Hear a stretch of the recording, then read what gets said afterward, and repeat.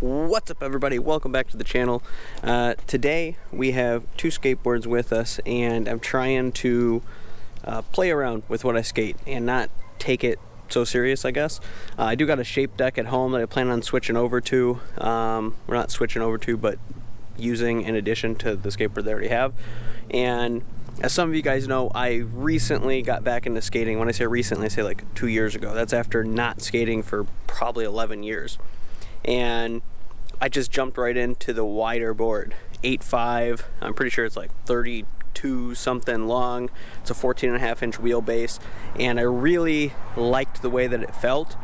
But when I first started skating with Thunders. And when I switched from Thunders to Indies, I felt like the deck doesn't pop. It's harder for me to pop the deck, to get it to pull up. It's like it comes up, but it's delayed.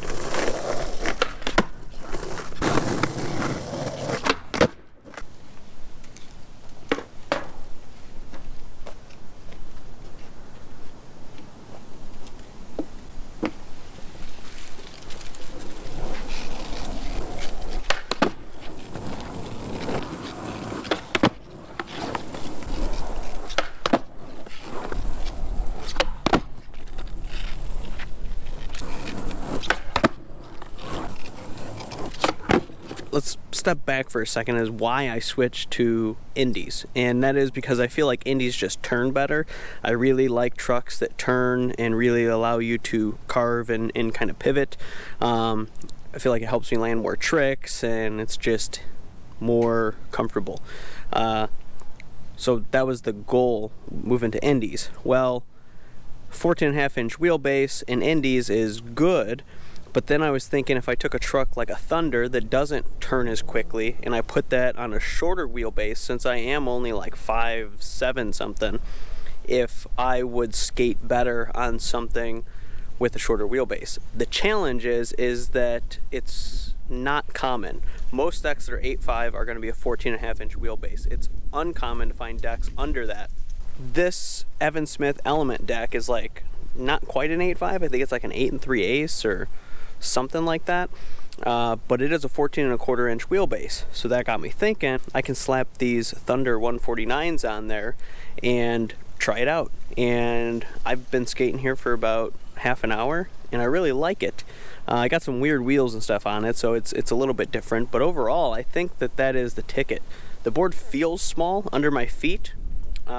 Maybe that just takes some adjusting. I try to get a size and stick with the size because I think that that's going to help me. I feel like I'm probably overthinking it. I need to play around more with what I'm skating. So that's pretty much what I'm doing today.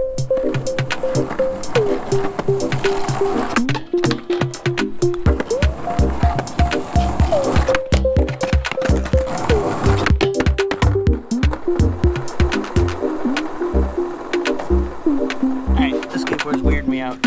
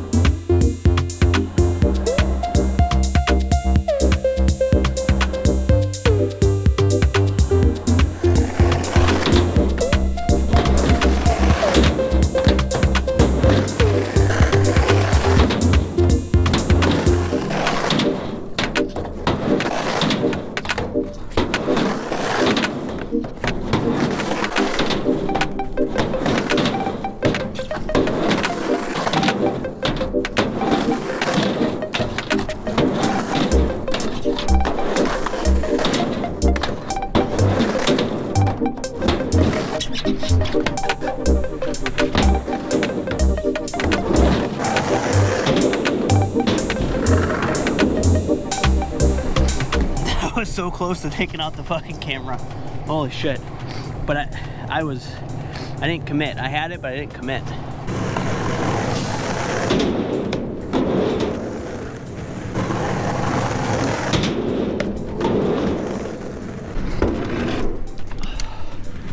What a fucking day. Oh, I love skateboarding. One thing that I have to say about the shorter wheelbase Evan Smith deck is that I feel like I'm like falling off the front of the board and almost like I'm gonna jump over it. Again, I think a lot of that has to do with having a huge board, you know, relatively speaking, under your feet versus this one. Probably takes some getting used to. But yeah, I'm gonna play around with the trucks a little bit and see if I like it, and you know, this might dictate what I'm gonna try next, because next on my radar for decks was going to be a brand called Sapient. It's a company out of Chicago. They press their own decks, they do their own graphics, and I'm 100% going to support them. But the challenge is that they don't actually have a deck that is exactly what I want. But what they do have is they've got a 14.25 inch wheelbase board, so that gives me the shorter wheelbase, but it's wider. It's like 9 1/8. And I did buy some Indy 169s for my cruiser deck, and I could slap those on, but I'm almost thinking about going back to Thunders and maybe trying a standard Thunder with those with that deck, with a little bit wider deck, and maybe that'll be the right balance. I don't know. It's also got like a squared off kind of like shovel nose or tail. It's like actually a double tail, but either way, that's kind of where my mind's going. And again, just trying to like take skating less serious and just kind of chill out and have fun with it, you know. That's what I'm doing today. So I'm gonna practice a little bit more. But what I did want to talk about real quick is that last week's video I was kind of more in a negative attitude towards the skate park. Maybe the weather had something to do with it, I don't know, but I've made some connections, I've talked to some people, and I think that I might actually be able to actually do something about the skate park. That includes the pavement, that includes getting the ramps fixed up. That was actually apparently already in place. Long story short, there's an art gallery in town and some people that do some work with the community, and they were actually already planning on, and actually we're going to paint the ramps. They've got the designs done and everything. It's really down to timing with COVID that stopped it all from happening. So if I can get some sort of beginning started to figuring out what needs to be done as far as the asphalt goes, I think we got a really good start to actually getting something done. I've made some connections with some local churches. I do have some connections that might be able to help me with other skate park communities, and yeah, I think that was just being too negative about it, just to show you you know, the state of the skate park. We've seen the cracks, you've seen the ramps, but look at this.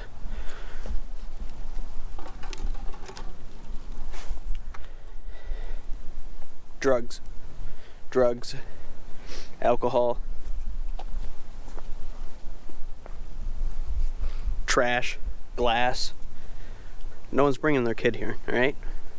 I want to say that this is like a two-way street. I think there's two things going on here, and I don't think it's that the city doesn't care. I think that you have a community of people, skateboarders, who are used to being on the fringe of society and the outcast, and the people that usually perform in those sports feel like society has something against them. And I think that's good for skateboarding to a degree, and it is true, because skating is a sport that doesn't have rules, and that's the beauty of it, and that's the art of it, is everybody gets to look at things their own way, and there's not like a specific scoring system, and it's just fun.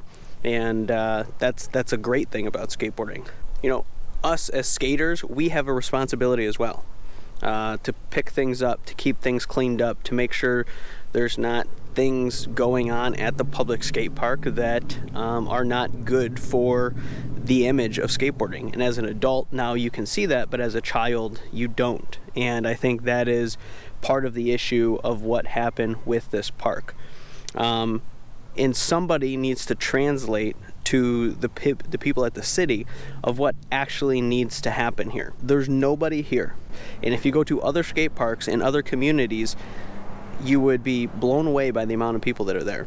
It's not that there's a lack of skating culture or community, it's that this park isn't inviting to people to come here, and we just need to translate that to the city, that there is a benefit to having this park fixed up, and there is a good population of people, there's a good community that can get behind it, take care of it, and there are benefits to it.